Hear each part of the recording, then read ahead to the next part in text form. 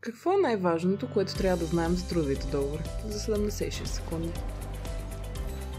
Трудовите правоотношения започват с подписването на трудов договор. Работодателя предоставя комплект с документи на служителя за подпис, като всички документи трябва да са в два екземпляра. Един за работодателя, един за служителя.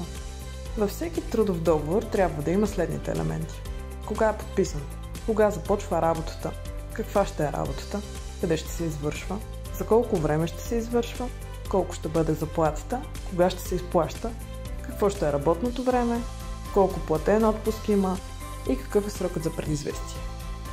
Видовете трудов договор се различават по тяхното основание и време траене. Най-често срещаните от тях са безсрочен трудов договор, договор за срок под 3 години, до завършване на определена работа, по заместване на служител и за стажуване.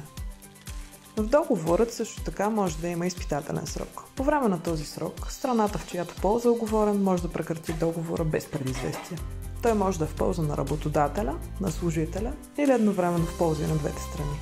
Ако не е уточнено, е в полза на двете страни. Докато служителят е в отпуск или болничен, изпитателният срок не тече. Може да се сключва само веднъж за една длъжност при един работодател.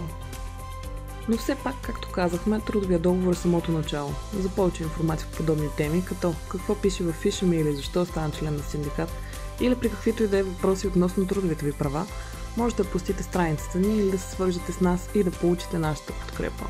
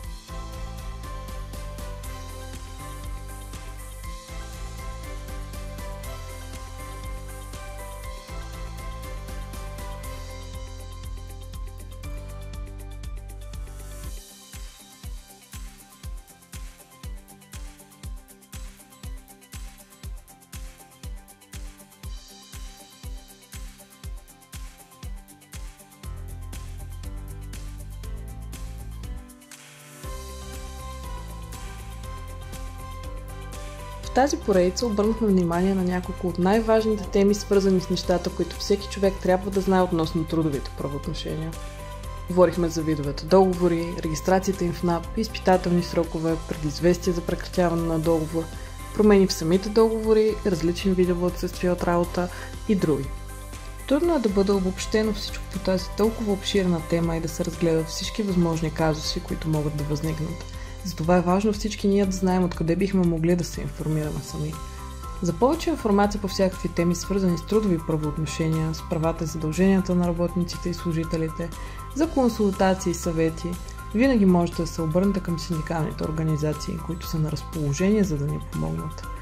Нека познаваме работническите си права.